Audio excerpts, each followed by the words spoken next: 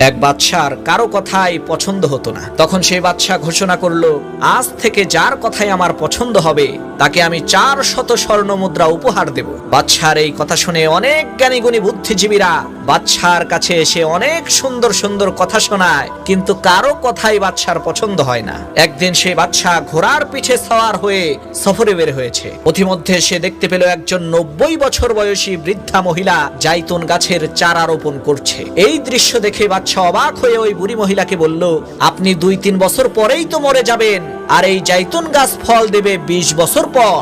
এই গাছের ফলে যদি না খেতে পারেন তাহলে এত পরিশ্রম করে গাছ লাগিয়ে লাভটা কি? বাদশার এই প্রশ্নের উত্তরে সেই বুড়ি মহিলা বলল, আজকের দিনে আমরা যেই ফল খাচ্ছি সেই ফল গাছ আমাদের পূর্বের লোকেরা লাগিয়েছিল, এখন আমি লাগিয়ে যাচ্ছি, আমার সন্তানেরা খাবে। বুড়ি মহিলার এই কথাটা বাদশার অনেক পছন্দ হলো। বাদশাহ হুকুম করলো, এই বুড়ি মহিলাকে 400 দিনার দিয়ে দাও। বাদশার কথা অনুযায়ী বুড়ি মহিলাকে 400 স্বর্ণের মুদ্রা দিয়ে দেয়া হলো। তখন সেই মহিলা হাসতে লাগলো। বাদশাহ তাকে জিজ্ঞেস করলো, কি ব্যাপার, আপনি হাসছেন কেন?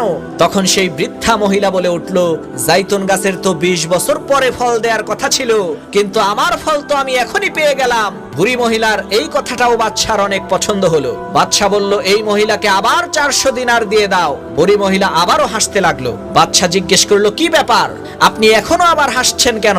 তখন সেই বুড়ি মহিলা বলল, মহামান্বিত বাদশাহ, জাইতুন গাছ তো পুরো বছরের মধ্যে মাত্র একবার ফল দেয়, আর আমার জাইতুন গাছ ইতিমধ্যেই 2 বার ফল দিয়ে ফেলেছে। বুড়ি মহিলার এই কথাটাও বাদশার কাছে অত্যন্ত পছন্দ হলো। তখন বাদশাহ ঘোষণা করলো, আবার এই বুড়ি মহিলাকে 400 স্বর্ণ মুদ্রা দিয়ে দাও।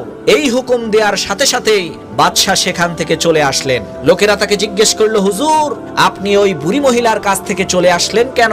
তখন ওই বাদশাহ বলল, আর একটু সময় যদি আমি ওই বুড়ি মহিলার কাছে থাকতাম তাহলে আমার সমস্ত খাজানাই শেষ হয়ে যেত, তবুও সেই বৃদ্ধা মহিলার জ্ঞানপূর্ণ কথা শেষ হতো না।